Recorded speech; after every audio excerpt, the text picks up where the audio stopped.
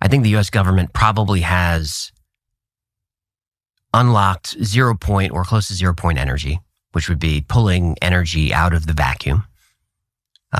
We have inventors that have done that over and over and over. And making energy of apparently nothing. Well, we can start with, there's a man named Charles Pogue, who in the 30s tinkered with his carburetor and was able to get 200 miles a gallon. It's proven. It was engineers, investigated, scientists. It's totally proven. It worked. He was going to be a zillionaire or whatever. He's going to transform society. And the problem was, once the news of his engine got out, the oil stocks crashed. They just crashed. So the oil industry lobbied the U.S. government, we have to do something about this. And in 1951, the Invention Secrecy Act was passed. So now, if you patent any device that is more than 20% efficient, that's instantly classified. That is now a state secret. It's vital to national security. You can't talk about it. You can't build it.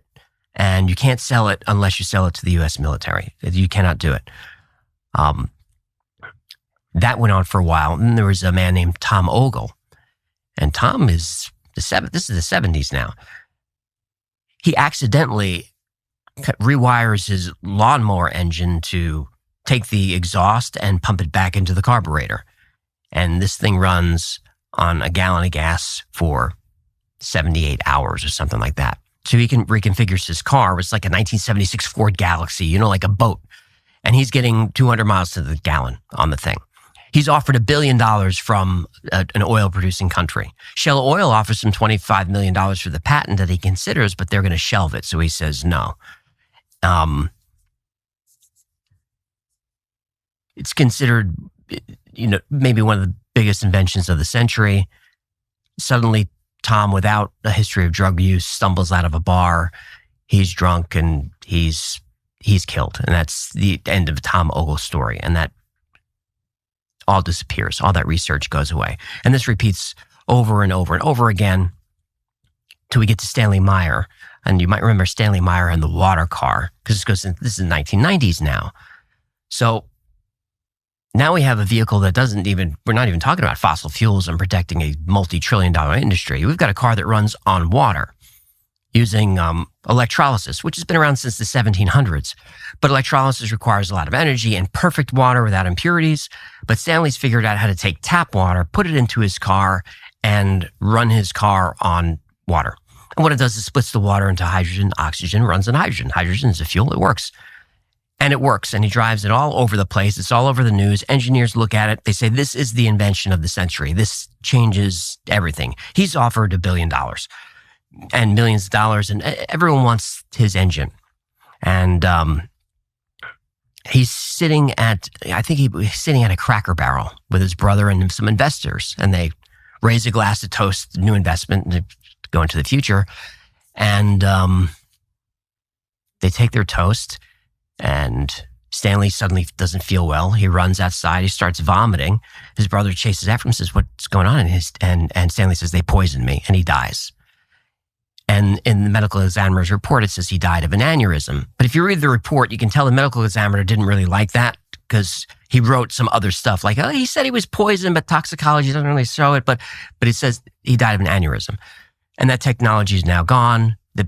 The patent's useless because Stanley faked the numbers because he didn't trust the government, because he had another invention that most people don't know about before his water car, which was this toroid ring. A toroid is a donut. This donut-shaped ring that he invented that created energy out of nothing and levitated. But he patented it. It got hit with the Secrecy Act, and they made his life miserable. But people started to learn about that.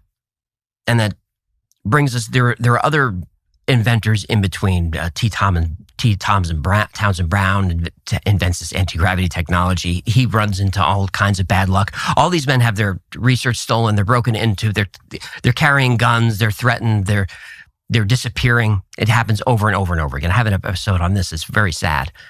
And we get to Floyd Sparky Sweet. He's my favorite, because his inventions, he videotaped all of his stuff. And you see him in his workshop. And Sparky, he's an engineer. He's a garage tinkerer, but he's an engineer. And this was supervised by the military physicist. Maybe it was a mistake. And you see him running a fan at high RPMs.